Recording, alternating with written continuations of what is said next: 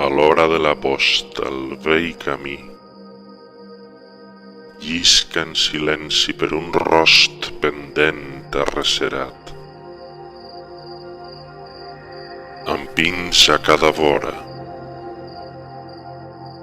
fins a l'indret on, amplament obrint-se l'espai, se m'oferix en calma el moviment majestuós del mar. Aquest és el meu èxtasi possible.